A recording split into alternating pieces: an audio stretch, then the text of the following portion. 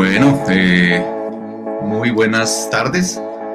Bienvenidos nuevamente a Miércoles de Historias. Retomamos este espacio del Centro Javeriano de Emprendimiento en el que lo que hacemos es pues, tener una conversación con emprendedores, con personas que trabajan temas de emprendimiento, desde el mismo emprendimiento, desde la investigación y hoy pues tenemos un lujo de invitado que es Camilo Prieto. Yo soy Julián Ballesteros, soy gestor de emprendimiento del Centro Javeriano de Emprendimiento y este espacio de la Universidad Javeriana pues es ideal para poder contar historias bien interesantes como la de Camilo. Yo les cuento un poquito sobre Camilo. Voy a tomar aquí el atrevimiento de leer un poquito su perfil, ¿listo? Él es médico cirujano javeriano, especialista en derechos humanos de la Universidad Oberta de Cataluña, especialista en cirugía plástica y reconstructiva de la Universidad Militar Nueva Granada, es magíster en energía y sostenibilidad y magíster en filosofía de la Pontificia Universidad Javeriana. Es muy javeriano, para que lo sepan ustedes. Y además es fundador del Movimiento Ambientalista Colombiano y de Nexus Medical Group, dos emprendimientos de Camilo de los que estaremos hablando más adelante. Y además, pues Camilo es premio Titanes Caracol por sostenibilidad ambiental en el año 2016. Entonces, pues nada, pues un gusto, Camilo, que nos acompañe hoy. Pues este es un poquito del perfil suyo, pero seguramente se me pasó algo, así que pues yo quisiera pues arrancar a conversar con usted, que nos escuchen pues las personas que ya están conectadas. Yo quería dar un poquito de tiempo, pero igual esto ya está en Facebook, seguramente comienzan a conectarse las personas. Sí. Más bien, si las personas que están ahorita escuchándonos quieren saber un poco más, vamos a compartir un poco las redes sociales del Centro Javeriano de Emprendimiento de la Universidad Javeriana y por supuesto de Camilo y de sus emprendimientos. Entonces cuénteme un poquito, Camilo, cuéntenos a todos ¿cómo fue que arrancó usted a ser emprendedor? Cuéntenos un poquito desde que usted estaba en la universidad. Sí. ¿Cuál fue su experiencia como emprendedor y qué es ACOME, como para arrancar? Bien, bueno, digamos que hay que partir para que nos pongamos de acuerdo en el lenguaje, emprendimiento como iniciativa, ¿no? Iniciativa que uno cree que pueda tener un impacto en la sociedad, un impacto positivo en la sociedad, ¿no? Porque uno puede emprender cosas horribles, pero desde mi perspectiva, el emprendimiento son todas iniciativas que puedan impactar de una manera positiva a la sociedad. ACOME, que aún existe, fue una organización que iniciamos desde esa época. La Asociación Colombiana Médica Estudiantil, eso arrancó por allá desde el año 95, 96. Pero incluso antecitos de ACOME tuvimos un primer emprendimiento que lo quiero compartir con ustedes. Imagínense que cuando yo estaba en la universidad aún existía, era normal que en las facultades de medicina se hiciera cirugía experimental en perros y que en farmacología uno entrenara con ratones. Bueno, en fin, eso era súper normal, todas las facultades lo hacían. Y yo recuerdo que con mis compañeros, con un grupo de compañeros, como que no tolerábamos la situación, ¿no? Decíamos, no, pues esto es indignante, esto no puede ser. Y tuvimos un acto que pues en este momento fue nuestro acto de rebeldía y nos dio con otros compañeros de otros semestres, abrir las jaulas de los perros, para que los perros se fueran y nadie los operara, ni fueran parte pues de herramientas de estudio. Entonces recuerdo que nos pasaron una carta en la universidad. Y dije, no, vamos a perder el semestre, quién sabe qué va a pasar, nos van a echar. Entonces después de eso nos llamaron, explicamos nuestras razones, yo me acuerdo que estaban muy incómodos en la facultad, pero nos entendieron. Y después de eso pasó un tiempo y, por ejemplo, esas actividades en la universidad se suspendieron. Entonces, como que entendimos ciertas cosas. Y dijimos, oiga, si nosotros, listo, esto fue con los animales y fue muy interesante ese diálogo con la facultad, con la universidad. Dijimos, ve, qué chévere que nos pudiéramos organizar y pensar en cómo podemos tener, uno, las posibilidades de expandir lo que estamos aprendiendo en la universidad para llevarlo más allá de las paredes, de los salones, más allá de los hospitales donde estábamos rotando, y también buscar como estrategias que mejoraran nuestras condiciones como estudiantes de medicina. Y así fue que nació ACOME, pensando primero desde la idea del bienestar animal y después de comprender que trabajando en equipo podríamos lograr cosas. E insisto, desde esa época existe la Asociación Colombiana Médica Estudiantil, y aún funciona y tiene representación en muchos lugares de Colombia. Buenísimo. No, pues está buenísima esa historia de los perros. O sea que más adelante le voy a preguntar por qué fue que se interesó por los temas medioambientales, pero ya ahí empezó a mostrar usted ese interés por cuidar el medio ambiente y en este caso los animales. Muy chévere. Bueno, cuéntenos un poquito, cuando ya usted pues, es egresado de la universidad, arrancó otro emprendimiento, digamos que el de la asociación ya es un emprendimiento en sí mismo. Y, Sí. bueno, si me quiere contar un poquito más, ¿cómo es que es rentable? Ah, ¿Cómo fue que hizo que lograse ser rentable? esa es Y una luego, historia si muy quiere, bonita. conéctelo su nuevo emprendimiento después, que Bien. vino después, que fue Nexus Group. Que también Bien, es, esa historia es bien bonita, se las quiero compartir porque a veces hay personas que me escriben a través de redes sociales y me dicen, bueno, ¿cómo hacer para que una organización sea rentable, una fundación sea rentable? Porque usualmente, pues, la rentabilidad que generan las ONG son más rentabilidad social que otra cosa, ¿no? Y en esa época de estudiantes, pues, se nos iluminó la mente hablando en ese momento con algunos de los que eran nuestros profesores y que lideraban organizaciones gremiales, y fue a hacer lo siguiente, Julián. Hablamos en ese momento era el banco, era la tarjeta Diners, ¿no? En esa época estaba el banco y les propusimos una idea. Le dijimos, mire, ¿por qué no hacemos que el carnet de identificación de la fundación sea una tarjeta de crédito? Entonces, en la tarjeta de crédito ustedes le dan un cupo a los estudiantes sin codeudor. Me recuerdo mucho que era un cupo de 500.000 pesos para que puedan pagar parte de su matrícula, para que puedan comprar útiles para la universidad, libros, y de eso ustedes dejan un porcentaje para la asociación y adicionalmente anualmente, pues ustedes por ahí descuentan la cuota. Y empezamos a carnetizar a todo el mundo por todo el país. Y eso era muy bueno para los estudiantes porque tenían tarjeta de crédito sin codeudor. Bueno, más de uno dejó de pagar, eso sí, tuvimos rollo por eso, pero el promedio de la estrategia fue buenísimo porque pudimos lograr generar una sostenibilidad financiera para la organización. Entonces tendría unos muy buenos ingresos de entrada mensualmente y al final de cada semestre venía el pago de la cuota de afiliación de la gente que además encontraba beneficios por el hecho de estar afiliado a la organización. Entonces, eso fue buenísimo, Julián, porque el emprendimiento pudo salir adelante, mantenerse, insisto, un emprendimiento social. Pero como pues muchas cosas en la vida no todo siempre son solo ganancias, ¿no? Solo éxitos.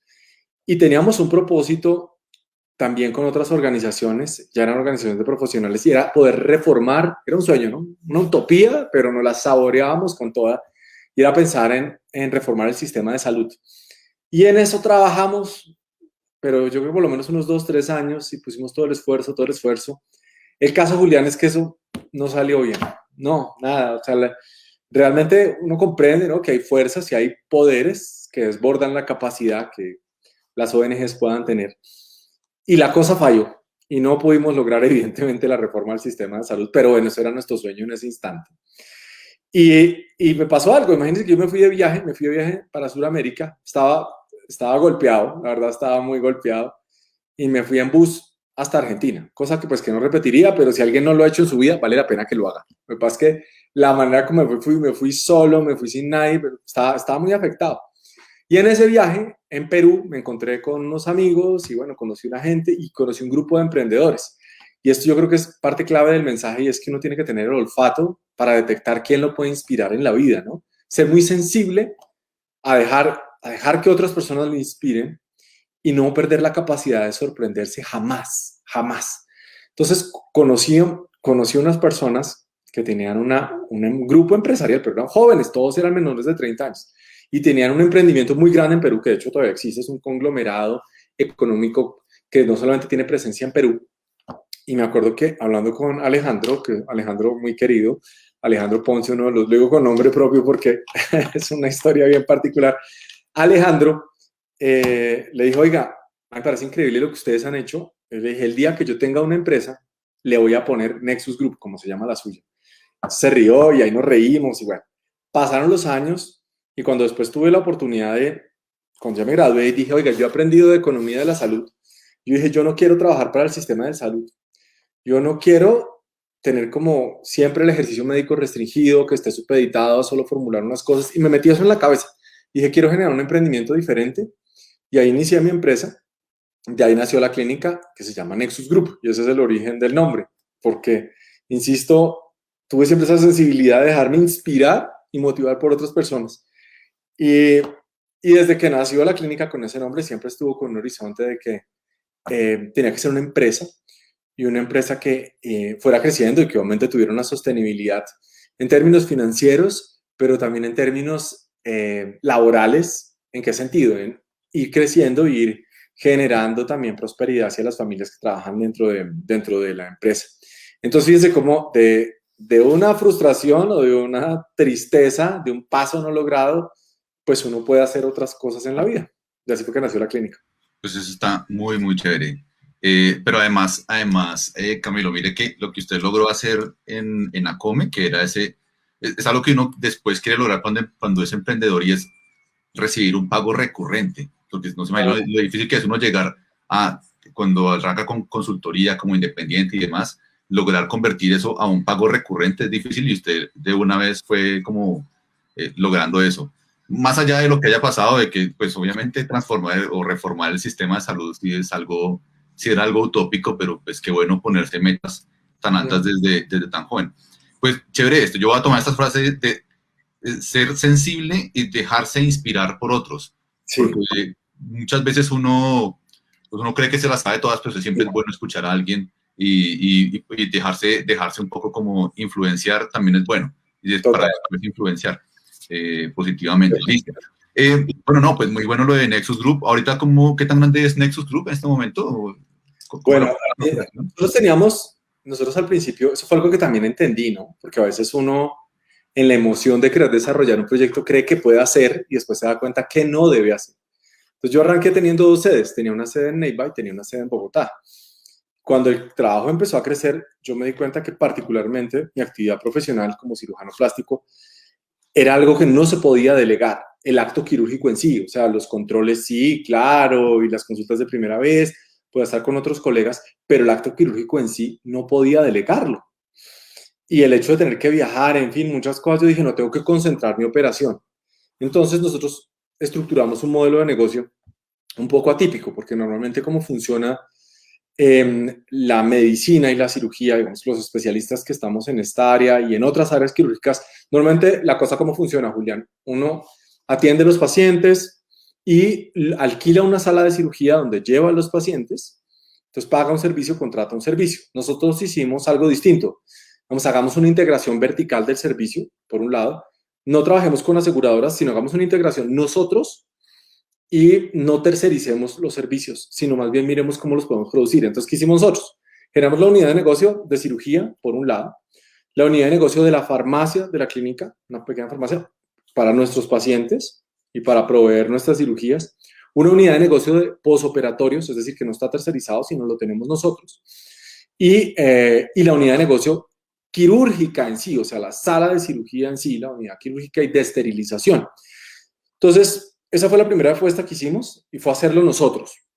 Normalmente la operación es al revés, ¿no? La operación típica es hacerlo todo afuera. Nosotros dijimos, no, hagámoslo nosotros y asumamos la responsabilidad, porque eso es, digamos, una responsabilidad grande, Julián, y no es dispersar el riesgo, porque es muy fácil cuando uno alquila la clínica, cuando uno alquila el servicio de esterilización, como que dispersa el riesgo, ¿no? Hay más responsables.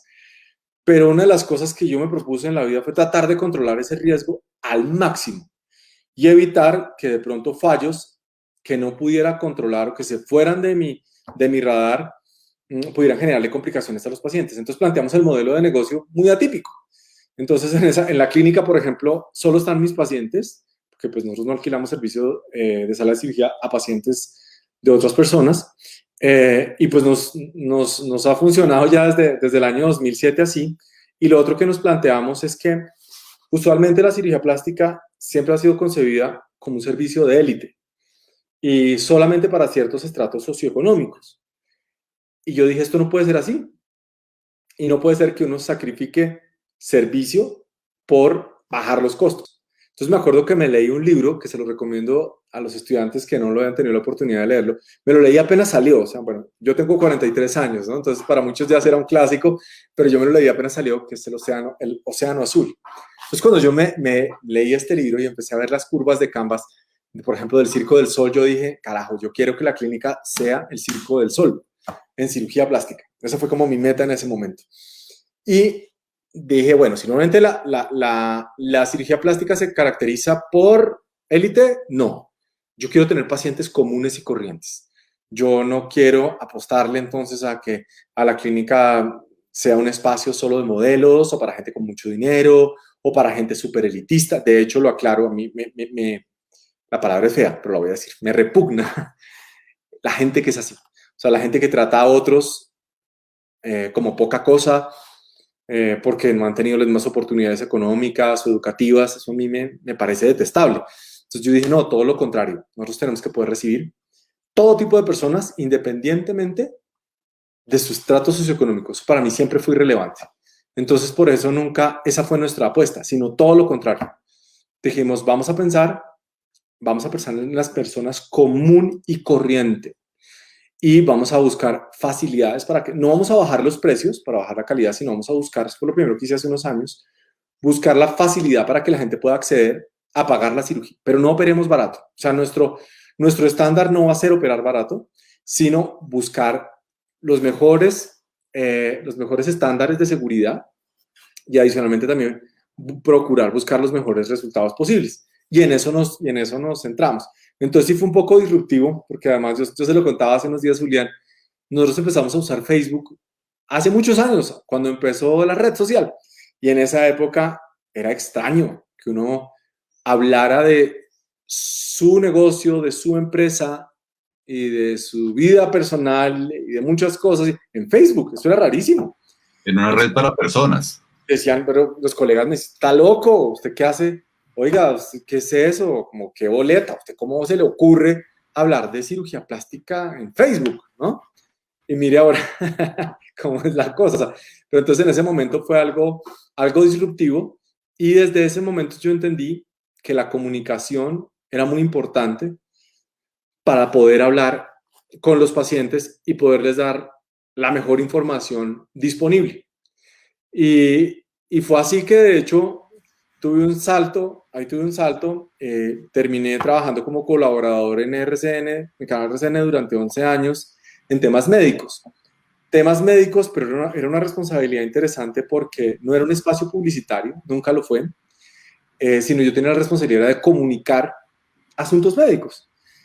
Y lo que comprendí en ese momento y que fui reforzando en la vida es que la mejor publicidad que uno puede tener en el ejercicio profesional son tal vez las expectativas cumplidas o las buenas relaciones que uno tenga con sus clientes, en el caso de los médicos, los pacientes. Y ni siquiera lo digo como estrategia de mercadeo, sino tal vez como de crecimiento personal y profesional, y yo creo que lo va a sentir uno muy feliz, es la buena proximidad que uno desarrolle con sus pacientes. Yo recuerdo mucho que un profesor de Economía de la Salud de la Javeriana, que después fue ministro de Salud, Juan Pablo Uribe, Juan Pablo nos decía en clase que siempre los médicos y los pacientes teníamos una asimetría de la información, porque el médico conocía cosas que el paciente no. Y a mí me llamó siempre mucho eso la atención. Él nos decía como pilas porque eso es una gran responsabilidad, es como un poder, ¿no? Y uno dice, eso lo puede utilizar uno para cosas muy malas, pero también para cosas muy buenas. Y creo que en la medida en que uno sea muy responsable con esa asimetría de la información que tiene particularmente la medicina, aunque cada vez se puede reducir un poco porque la gente consulta, ¿no? O otros especialistas o busca en internet, en fin, pero esa responsabilidad es muy grande. Y sobre todo, yo aprendí una cosa, Julián, en la vida, y es que uno tiene que aprender a decir que no. Así eso vaya en contra de las finanzas, de los ingresos. Y eso es una cosa muy complicada de mi actividad profesional. Yo muchas veces tengo que decirle a la gente que no la puedo operar. No la puedo operar. Por ejemplo, ahorita, imagínense, Julián, en pleno pico, estamos en pleno pico de la pandemia, está prohibido hacer cirugías plásticas en este instante y hay gente operando. Ahorita solo se pueden hacer urgencias. Hoy, por ejemplo, tuve que hacer urgencias y de hecho, pues por ahí operaron unos pacientes de urgencias que se han cortado, han tenido accidentes, bueno, son urgencias. Pero así en este momento hay personas que me han dicho, doctor, mire, yo pago. No, no, es que no se puede. Entonces, aprender a decir no, creo que es una de las cosas más relevantes en los emprendimientos, porque cuando uno aprende a decir no, quiere decir que ha ido conociendo el sentido del límite, porque así como uno debe tener anhelos, ambiciones, esperanzas, ambiciones en el mejor sentido, también tiene que comprender el sentido del límite.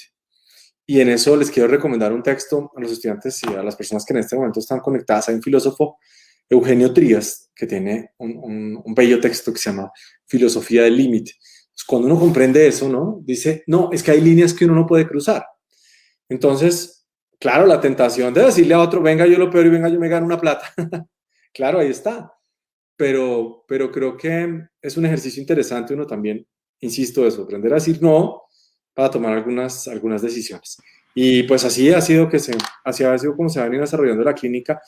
Otro elemento que no puedo dejar de resaltar es que trabajo con mujeres, o sea, más del 90% del equipo son mujeres, las mujeres increíbles, son mujeres absolutamente comprometidas con su trabajo. De hecho, en el chat de la empresa que nosotros tenemos es de la familia Nexus, ¿no? O sea, es un chat más como familiar en el que pues procuramos compartir mucho las alegrías y las tristezas de todos.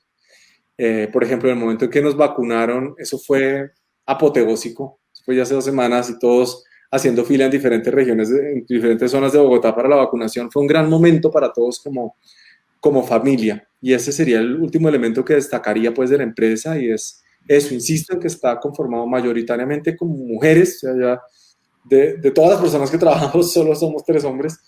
Y eso también es una experiencia bien interesante. Y el hecho de poder desarrollar esos lazos familiares, a mí me parece muy bonito, porque ese es un paradigma que normalmente existe entre las empresas, ¿no? Es no involucre sentimientos. Era un error, pero yo todo el tiempo le pongo sentimientos y muchas decisiones a veces termino tomándola más emocional, lo reconozco más emocionalmente y sobre todo con las personas con las que trabajo, porque ahí es donde digo, no puede ser así. O sea, personas que se la han jugado uno por uno y por la empresa 14 años, 10 años, no puede ser que a veces entonces las decisiones simplemente tengan que ser racionales y de números, sino también ahí juegan las emociones, ¿no? Por ejemplo, el año pasado que duramos tantos meses, Julián, con la clínica cerrada, con un impacto financiero tan negativo, y dijimos, bueno, como sea, así tengo que sacar préstamos, lo que sea, y tenemos que poder sacar esto adelante. La razón en ese momento decía, hay que suprimir contratos, y de hecho estuve a lo último ya a punto, teníamos todo ya para suspender muchos contratos. Hubo varios que temporalmente al final del año pasado tuvimos que suspenderlos temporalmente, después los reactivamos, pero fue una decisión muy difícil. Y el resto del año mantuvimos el resto de la nómina. Entonces esa decisión, si usted me pregunta, fue completamente emocional, pero no me arrepiento. Sí, el año pasado perdimos dinero, sí, perdimos dinero, pero yo no me arrepiento de esa decisión. Porque el día que muera, no me voy a llevar ni un billete en los bolsillos, pero sí me voy a llevar la tranquilidad de que en un momento histórico, como fue la pandemia, tuvimos toda la energía y toda la fuerza entre todos para poder mantenerla y soportar la empresa. Bueno, no, pues muy chévere esta lección ahí usted mezcló el tema de emocionalidad, ética, que es súper importante, el tema de la relación cercana con los clientes, que efectivamente, pues nosotros, por ejemplo, insistimos muchísimo en que hay que entender un problema para poder abordarlo a través de una solución en emprendimiento, pero solamente se comprenden los problemas cuando uno profundamente y de manera muy consciente se acerca a quienes cree que serían sus clientes, en este caso sus pacientes, para poder entender esos problemas. Y buenísimos los dos consejos. Entonces, Océano Azul es uno de los libros y el otro se llama Filosofía del Límite, para que lo tengan ahí en cuenta. Bueno, Camilo, voy a preguntarle algo y es, usted también es ambientalista y cómo es que un médico, primero, bueno, chéverísimo esta historia porque nos encanta, en la Javeriana, pues la Javeriana es líder en el tema de salud, de temas de salud, y mucho de lo que uno espera en esos temas de emprendimiento y en el Centro Javeriano de Emprendimiento es que quienes están formando en la Javeriana, pero en general quienes están escuchando y están formándose en una universidad, ya hacen parte en cierto modo de una especie de élite que está formada profesionalmente en el país. Y de alguna manera pues esperamos que todo este tema de emprendimiento sirva para solucionar problemas que tenemos pues en esta sociedad y por supuesto desde el área de la salud se pueden solucionar muchísimos de esos problemas abordándolos desde el emprendimiento. Pero ¿cómo es que un médico se interesa por temas medioambientales y qué es? Porque salta uno y dice como que bueno, pues es un médico porque está hablando de temas medioambientales. ¿Y qué es el movimiento ambientalista colombiano? ¿Cómo fue que surgió ese tema? ¿Dónde parte usted? Bueno, para responder esa pregunta, Julián, quiero partir de un principio. Uno tiene dos opciones en la vida, en la manera como se relaciona con los seres humanos y cómo se relaciona con el mundo en general, ¿no? Entonces uno puede ver en las personas medios o fines en sí mismo. De hecho, eso lo reforcé en un seminario cuando hice mi maestría de filosofía en la Javeriana, que más se los recomiendo, que aprovecho para recomendar la maestría a quienes en este momento están viendo la transmisión, que fue para mí mi gran terapia de vida. Eso fue para mí la gran terapéutica de mi vida, fue la maestría de filosofía. Lo reforcé en un seminario que se llama El Mal Radical y entendí, que me lo dio el profesor Luis Fernando Cardona, y entendí algo, y es que uno tenía esas dos chances, de ver a las personas como medios o como fines en sí mismo. Y algo que he procurado y he tratado en la vida, que seguramente a veces me habré equivocado, es buscar siempre no ver en las personas medios, instrumentos, sino fines en sí mismos. Y lo mismo pasa con el entorno, con el planeta. Porque si uno ve también el planeta como un fin en sí mismo, no simplemente como un instrumento para transformar, destruir, la relación cambia, ¿no? Entonces, eso lo sentí un día que estaba en cirugía y estábamos diseñando el plan de manejo ambiental para la habilitación de la clínica. Estoy hablando del año 2010. Yo estaba en cirugía, Julián, y no sé, esos momentos a veces que uno tiene de efervescencia en la vida y en la que es un poco más sensible a lo que lo rodea, ¿no? Yo creo que todos tenemos instantes que hay que aprovechar. Walter Benjamin lo llama hermosamente como las hendiduras de la historia, ¿no? Él lo pone en términos de la historia de la humanidad, yo lo pienso en la historia individual, en la historia de cada uno, y son hendiduras, en las que aparece como una luz que lo hace ver a uno distinto. Y yo sentí eso en ese instante, Julián, y pensé, oiga, veo puras canecas rojas, estos son residuos biológicos peligrosos. Y dije, ok, esto es una empresa que es rentable, nos va muy bien, pero esto es a expensas ¿de qué?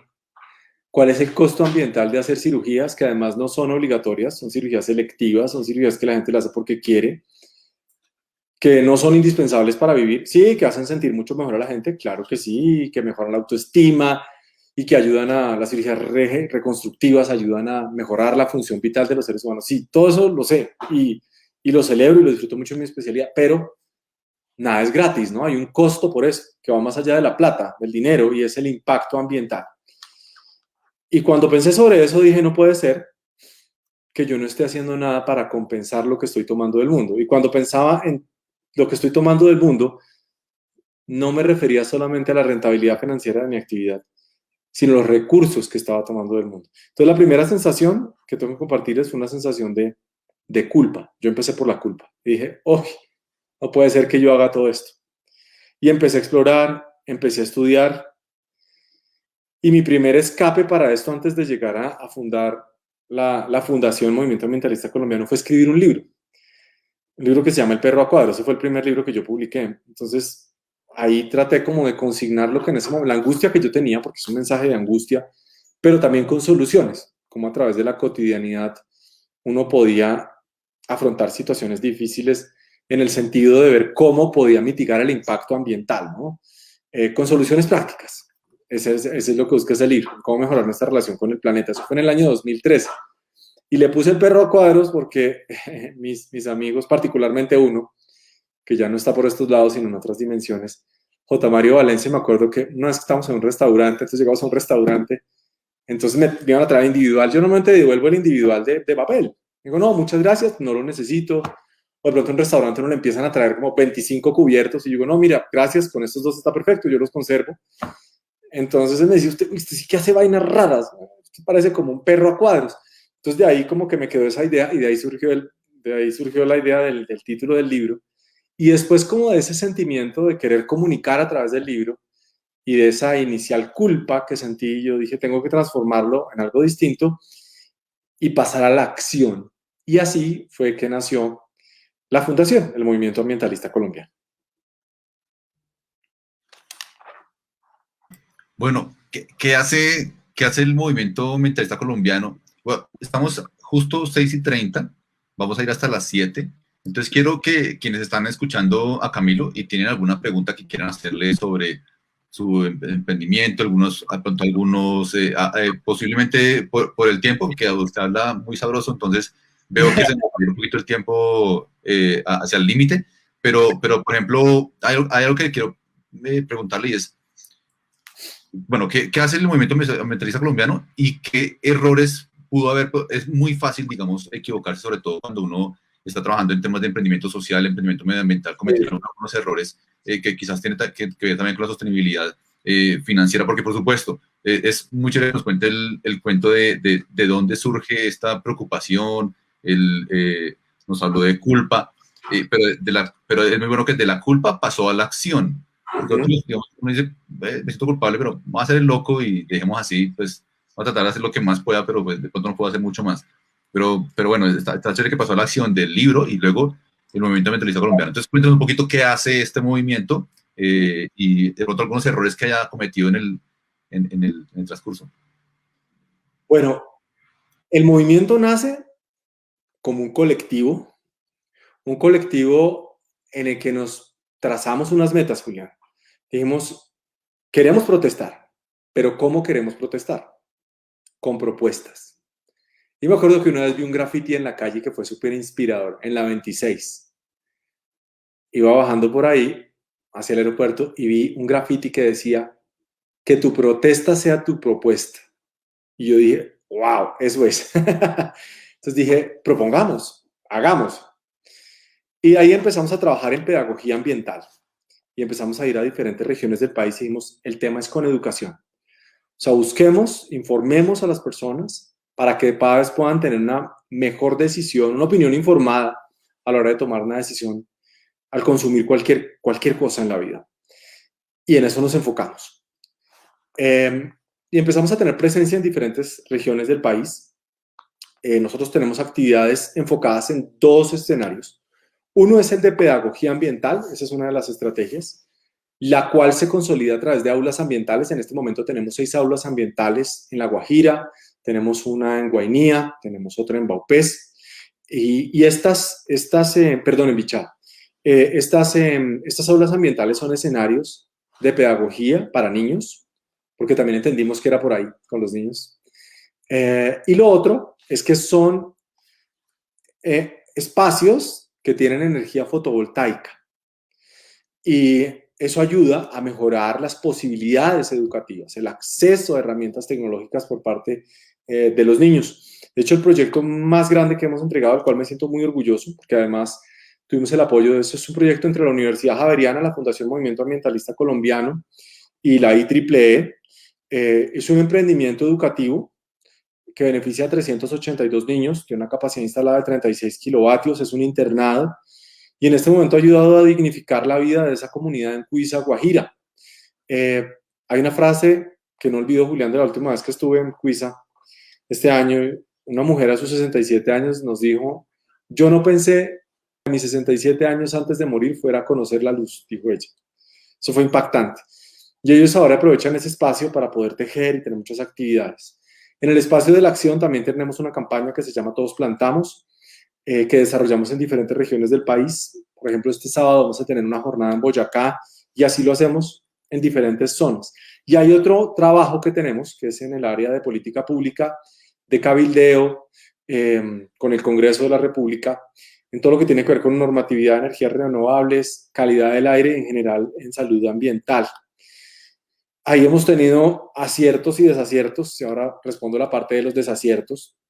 Lo primero, el primer error, Julián, fue haber creído que podíamos ser un movimiento ambientalista que abarcara todas las perspectivas de ambientalismo. Con el paso de los años fuimos entendiendo que eso no era así, que había muchos horizontes de pensar el ambientalismo, que un asunto es el ambientalismo popular, que otro asunto es el ambientalismo netamente académico, y nosotros dijimos, oiga, pensemos, hay algunas visiones de ambientalismo que tratan de restarle relevancia al ser humano como sujeto de cuidado, y nosotros entendimos que teníamos que crear nuestra propia línea y respetar mucho más a los otros. Eso fue lo primero.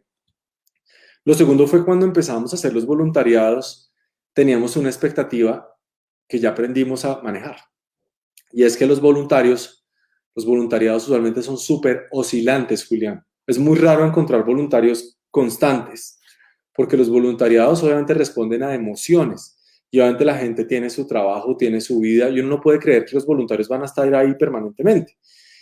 Y uno entiende que eso oscila, ¿no? Y, y, y así lo hemos ido manejando.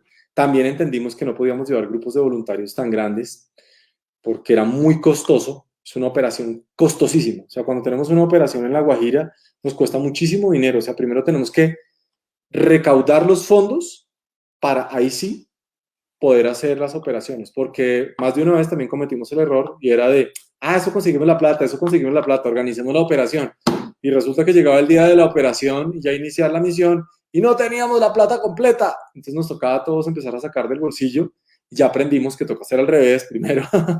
antes de, antes de subirse al caballo hay que ensillarlo. Dijimos, no, primero entonces tener los recursos antes de, listo, vamos montando todo, pero antes de dar ya el arranque, obviamente hay que tener asegurado el dinero para poder desarrollar la misión.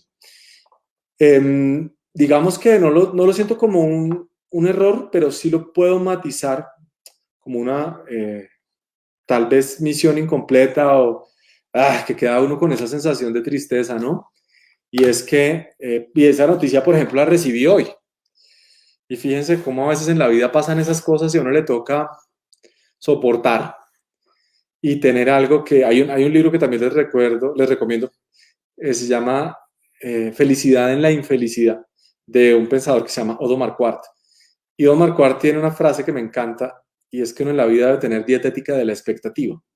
O sea, así como uno tiene dietética para el alimento y dietética para muchas cosas, tiene que tener dietética para sus propias expectativas. Pero a veces hay choques fuertes.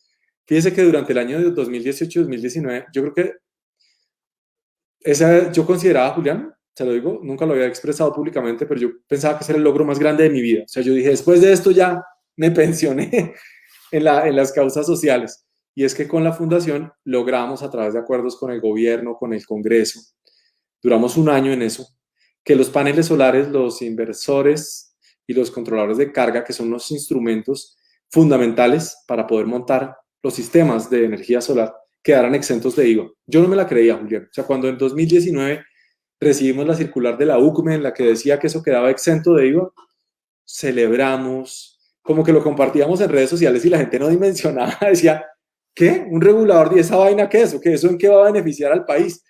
Pero para nosotros, finalmente, no era tan relevante que en ese momento la gente entendiera eso, sino ver cómo la energía solar podía expandirse en el país y cómo los pequeños proyectos comunitarios, en los hogares, en las ciudades, la gente iba a poder acceder a la energía fotovoltaica sin IVA, porque antes había una figura de devolución del IVA, pero no de exención de IVA. Entonces era un rollo hacer los trámites, en fin, bueno.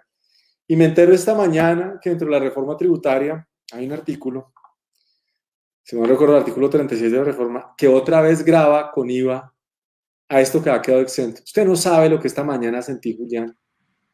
Qué tristeza, qué desmotivación. Yo dije, no puede ser. Después de tanto trabajo y pasa esto, pero pues parte de lo que uno experimenta cuando está en un emprendimiento. Y en un emprendimiento que, por ejemplo, en este caso es un emprendimiento social. Y en eso yo quiero ser enfático porque es muy importante que todos los estudiantes de la universidad y las personas que nos están viendo comprendan que tal vez las mejores empresas humanas no son las que lo enriquecen a uno en el bolsillo, sino aquellas que le ayudan a uno a expandir el alma.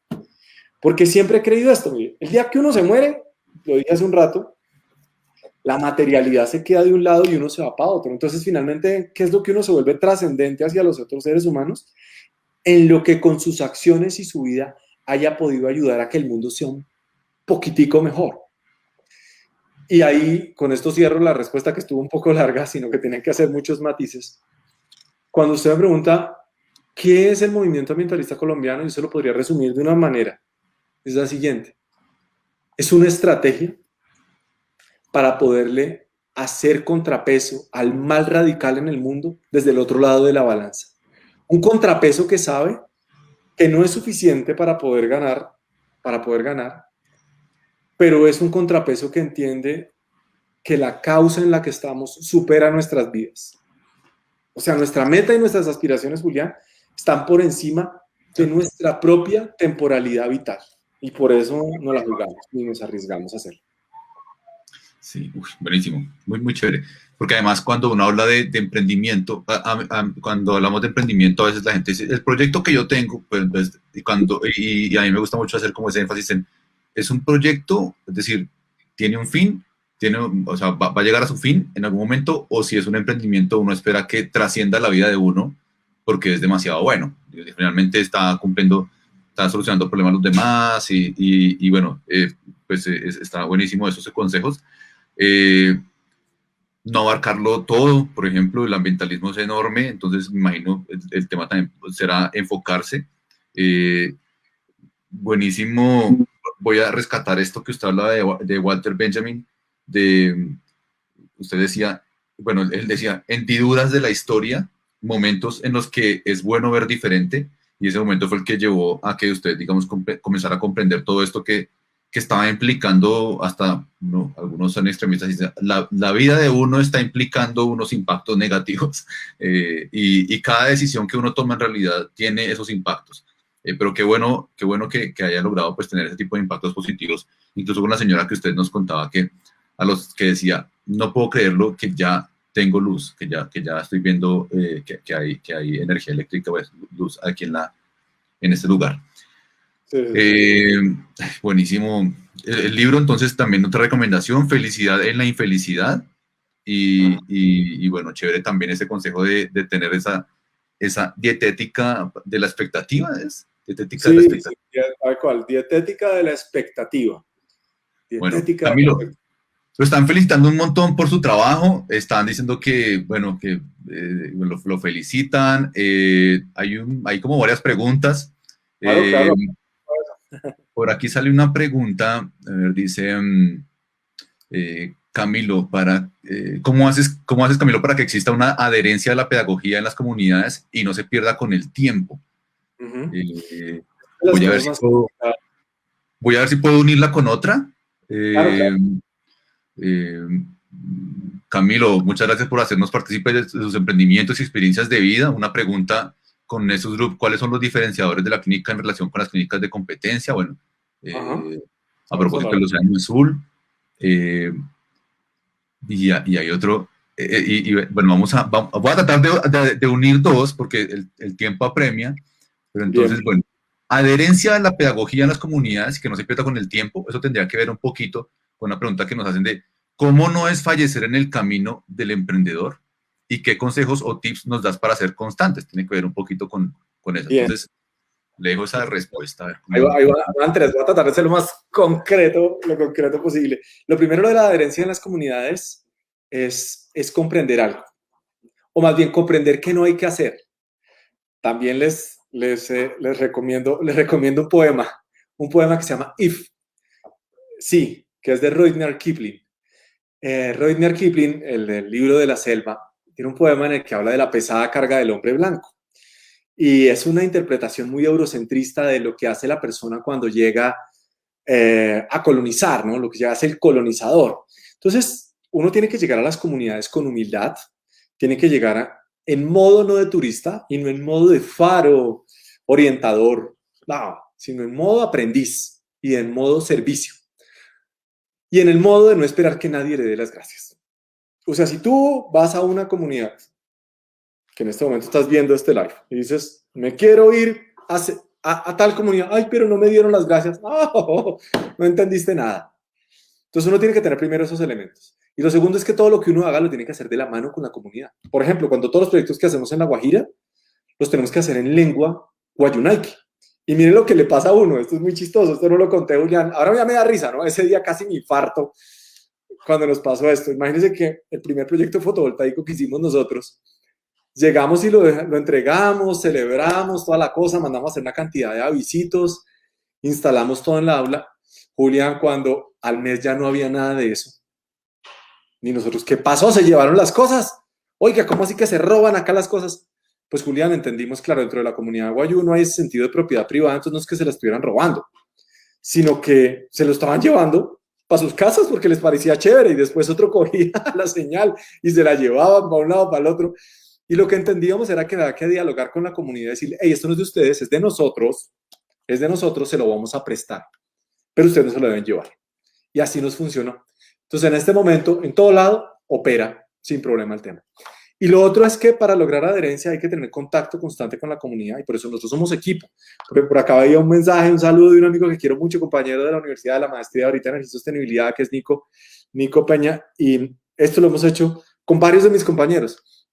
Y es ver cómo diseñamos un proyecto de tal manera que podamos comprender a la comunidad, que nos aterricemos a la realidad de la comunidad y no vayamos con juicios morales, ¿sí?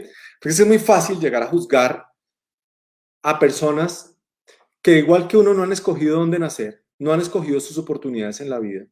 Entonces es muy fácil llegar a juzgarlas y uno debe entender que en muchos lugares de Colombia donde la cosa, Julián, no es economía para vivir, sino para sobrevivir.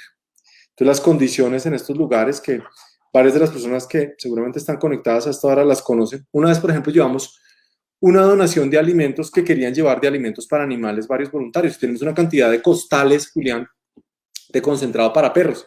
Dijimos, y bueno, ¿y cómo los vamos a entregar? No, pues no los entreguemos completos porque es un problema. Entonces dijimos, bueno, como acá hay tantos perros en este espacio donde estamos, en una comunidad que estamos, abramos el bulto, lo esparcimos en el piso para que los perros coman. Entonces repartimos en unos espacios, unos bultos, y en menos de 10 minutos ya no había nada de concentrado, no porque los perros se los estuvieran comiendo, Julián, sino porque los niños se tiraron al piso a cogerlo y los adultos también a comerlo y a guardarlo dentro de su ropa. Entonces, a mí me ofende tanto cuando alguien se atreve a opinar y a juzgar y a señalar a la gente que vive allá porque no tiene ni idea en las condiciones que viven las personas. Y eso se lo encuentra uno en tantas regiones del país. Entonces, por ejemplo, hace poquito estaba en Timbiquí, en el Cauca, y me entero, Julián, que la última prueba de PCR para COVID-19 se hizo en junio del año pasado. Junio del año pasado. Un hospital que ni siquiera tiene agua potable, un hospital que atiende 21.000 personas y no tiene agua potable, usan agua lluvia.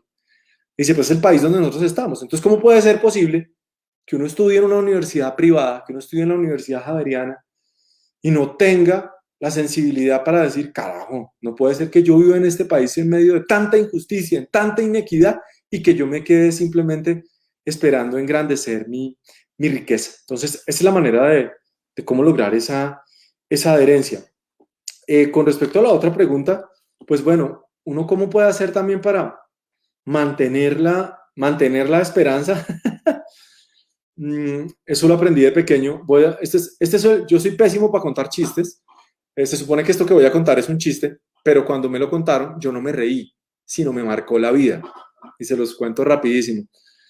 Habían dos niños, papá tenía dos niños y les tenía que dar el regalo de Navidad y tenía un hijo que era muy optimista y uno que era completamente negativo. Esas personas que todo lo cargan de mala energía en la vida, lo cargan de pésima vibra, pésima vibra. Entonces el papá les dio regalos de Navidad.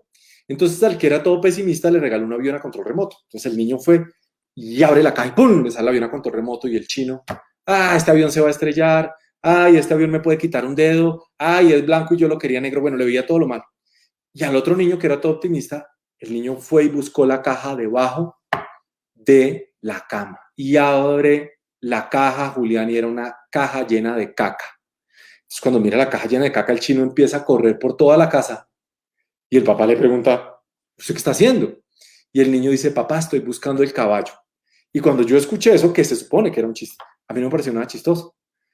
Yo dije, carajo, yo quiero ser el niño de la caja de la caca, en el que siempre que uno vea y se encuentre con las cosas más negativas en la vida, siempre puede haber la probabilidad de mejorar el escenario.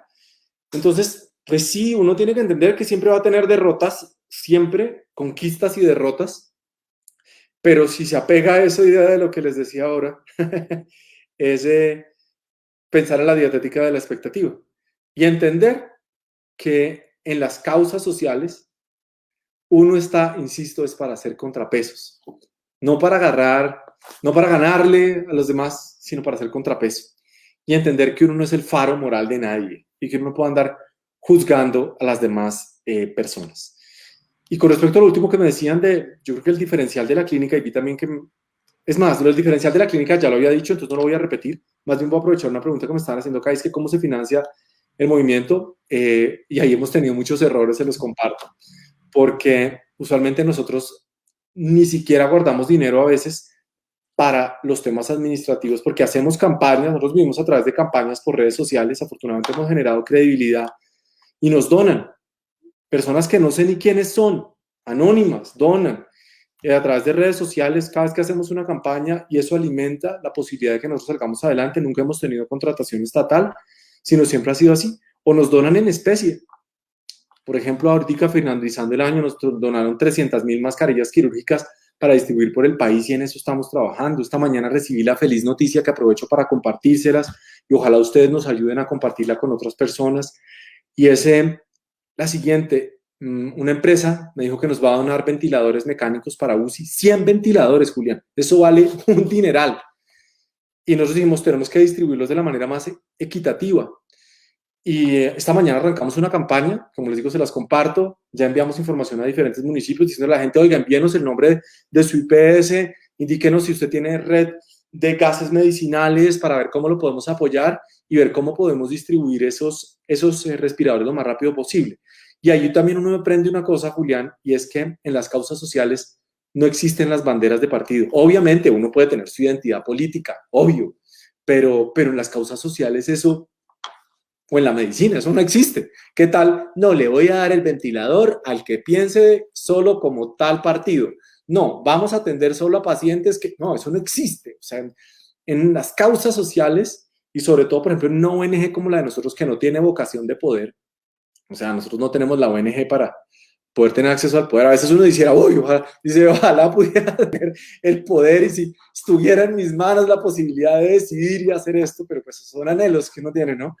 Pero en medio de todo eso, pues creo que el asunto clave ha sido eso, ir generando credibilidad, lo que nos ha permitido ir buscando los recursos. Sí me gustaría que pudiéramos acceder a más recursos para poder hacer muchas más cosas, pero pues bueno, ahí vamos. Bueno, esa pregunta es efectivamente una a la que queríamos llegar y era ese sostenimiento que debería tener, que debería lograr una fundación, una organización que tenga pues algunos propósitos sociales o medioambientales. Qué bueno que hicieron esa pregunta que ahí, bueno, me ahorraron la pregunta, hacérsela a usted, entonces, buenísimo. Bueno, Camilo, otra pregunta, bueno, algo que yo quisiera preguntarle pues, como emprendedor es, normalmente cuando uno arranca a ser emprendedor, uno espera a tener el producto perfecto y me gusta mucho hacer énfasis en cuándo arriesgarse. Habíamos hablado de eso y es, uno, digamos, si tiene uno esa sensibilidad de la que hemos hablado a lo largo de esta conversación, ya tengo la sensibilidad y quiero arriesgarme, pero no quiero embarrarla, quiero salir con todo perfecto como debería ser para que la gente me lo compre como debería ser. Y me gusta hacer énfasis en cómo hizo usted un prototipo de lo que sería después Nexus Group o cómo hizo un prototipo de lo que sería después el movimiento ambientalista colombiano, cómo arrancó, cuál fue su prototipo, su producto mínimo viable, por decirle así. Bueno, son dos escenarios distintos, ¿no? Con la clínica, digamos, tenemos que buscar cirugías en las que sienta que podemos hacer las cosas muy bien y busquemos factores diferenciales. Entonces, factor diferencial en servicio y acompañamiento. Entonces, nosotros iniciamos algo que en ese momento, ya ahora muchos lo copiaron, pero en esa época no. Nos decimos, oiga, hagamos que al otro día de la cirugía haya una persona encargada en la clínica de llamar a los pacientes para saber cómo amanecieron. Primero. Y segundo, que se vayan con una enfermera a la casa. Eso nos costaba plata, pero dijimos, bueno, igual está incluyéndose dentro del servicio que está teniendo la persona y nos da seguridad al paciente y adicionalmente también la posibilidad de que se sienta muy bien atendido. Entonces ahí estaba un primer factor de diferencia. Y en cuanto a técnica dijimos, bueno, busquemos una alternativa en algunas cirugías, ¿no? Diseñar algunas estrategias puntuales de algo que fueran detallitos que a la gente le gustara mucho. Y así fuimos depurando ciertas cosas y nos empezamos a posicionar. Buscamos dos productos, Julián. Tenemos que buscar dos servicios en los que nosotros podamos tener cierto liderazgo. Y nos hemos posicionado muy bien, por ejemplo, con el tema de cirugías posparto, que es una cirugía reconstructiva y también cosmética a la vez, y también las cirugías de rinoplastia, buscando como todos esos elementos diferenciales. Y en la fundación, ¿qué dijimos? ¿Qué tenemos que generar, Julián? Pensé yo. ¿Qué tenemos que generar? Credibilidad. La credibilidad, ¿cómo se genera, Julián? Todo lo que yo les diga acá es carreta. Duden de todo lo que les acabo de decir acá. Duden todo lo que llevamos aquí hablando en todos estos minutos. Dúdenlo todo. Uno es lo que hace, no lo que dice. Uno puede hablar toda la carreta más bonita del mundo, pero si sus acciones van en contra, O sea, yo con qué cara les podría hablar acá si, por ejemplo, nosotros tuviéramos algún escándalo financiero, que se desviaron recursos, que no llegó la donación. No, a nosotros nos toca aplicar, Julián, ¿sabe cuál es el diferencial? Llevar la contravía de un principio que existe por ahí. Dice que tu mano derecha no se entere de lo que ha hecho tu izquierda. Pues a nosotros, Julián, y queridos asistentes a este live, nos toca hacer todo lo contrario. A nosotros nos toca que lo que hace nuestra mano derecha se entere nuestra izquierda y la derecha y la izquierda de todos los vecinos, porque necesitamos tener trazabilidad en las donaciones. Entonces, ¿qué es lo que hace que se mantenga esa sostenibilidad? Creo que el diferencial de esos productos sociales que nosotros ofrecemos es la trazabilidad. O sea, no es solo decirle a la gente, muchas gracias. No, no, no. Es, oiga, muchas gracias, pero mire dónde llegó su donación. Mire dónde está su donación. Entonces, eso hace que en este momento, yo que varias personas están escribiendo, veo que hay personas que están haciendo su, María Fernández dice que un ventilador para Casenar, para diferentes ciudades. ¿Qué hacemos nosotros con esto? Las personas nos mandan un correo electrónico.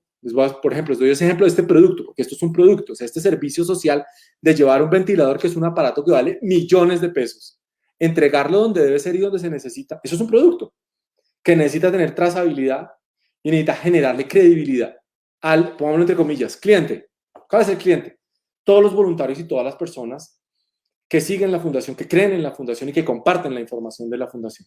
¿Y cómo se logra? Con credibilidad. Entonces, por ejemplo, si a nosotros nos mandan un correo electrónico y nos dicen, mire, somos de tal hospital, tenemos estas condiciones, cuando vayamos, tomamos las fotos, las compartimos y al donante que nos da eso, le mostramos, oiga, mire cómo está su donación, mire cómo funcionó su donación. Entonces, a veces la gente que obviamente a uno también le dan palo con ganas y uno va desarrollando un callo, ¿no? Yo creo que quienes hemos visto Matrix saben lo que es hacer la Matrix cuando le llegan a uno tantas críticas y tantas cosas, porque uno ya le da risa.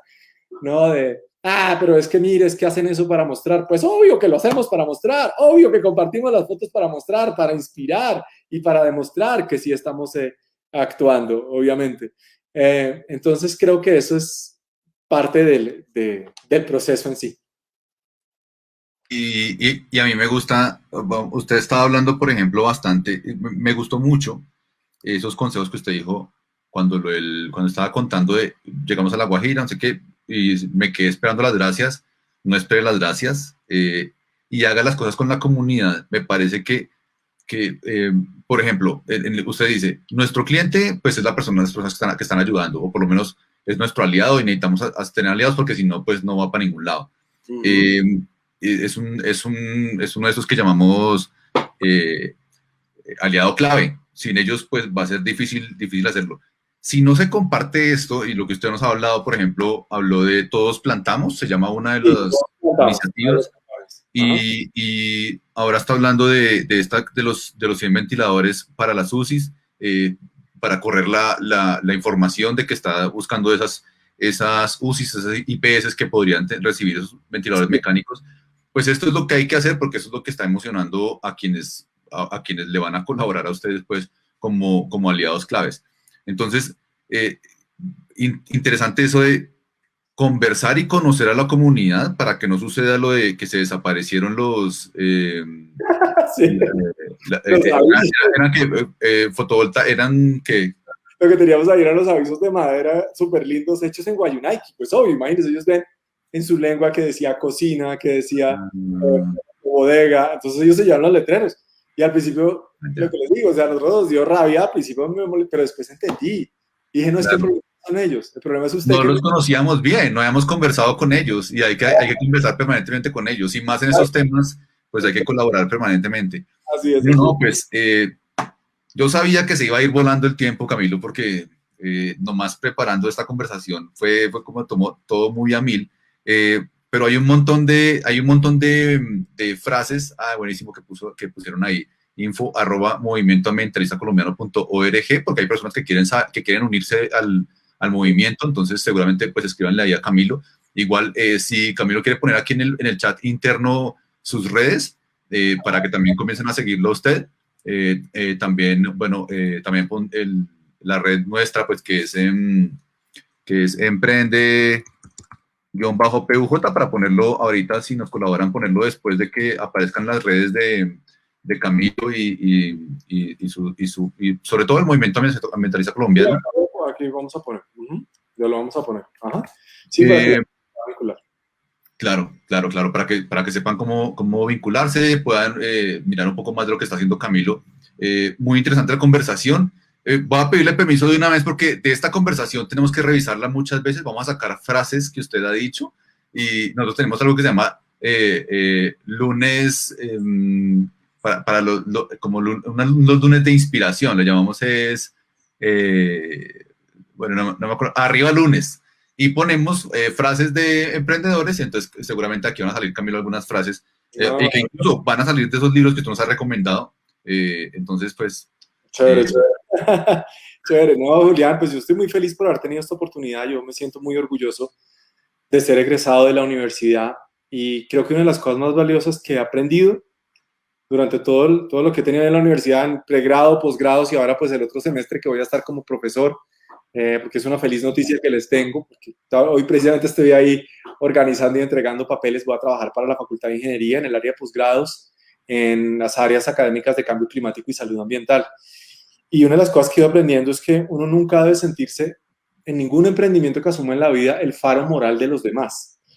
Voy a poner un ejemplo. Yo soy vegetariano, pero no por eso creo que el resto de personas que no lo sean son malas personas, o que el hecho de ser vegetariano me da una autoridad moral sobre los demás. Porque cuando uno en un emprendimiento, en una iniciativa, cree en absolutos y en universales, y cree que el de uno es y el de los demás no, ahí vienen muchos inconvenientes. Por ejemplo, yo cómo podría exigirle a estas personas de las que estamos hablando en Guajira o en el Pacífico colombiano, no, mire, es que si usted no es vegetariano es una mala persona. No, hay que entender que la realidad vital de cada persona es distinta. Y yo siento que, por ejemplo, el hecho de que todas las personas que en este momento están conectadas a la transmisión somos personas que tenemos privilegios en la vida. Y quisiera cerrar con eso, y es con esta reflexión, y es que asumamos todos los privilegios que tenemos en la vida como responsabilidades, asumamos eso como un imperativo en la vida, de compromiso con nuestra sociedad y con el planeta. Buenísimo, pues bueno, excelente cierre también, Camilo. Muchísimas gracias, de verdad, qué bueno haber conversado con ustedes hoy. Y para todos, pues bueno, estén muy pendientes de las redes del Centro Javeriano de Emprendimiento. Vamos a tener otro miércoles de historias muy pronto, así que pues estén conectados y muchísimos éxitos, Camilo. Muchas gracias por la conversación. Muchas gracias y a todas las personas que se conectaron. No se les olvide compartir el live para que ojalá más personas se conecten, se vinculen a estos proyectos, y feliz de haber estado con ustedes. ¡Que viva el planeta!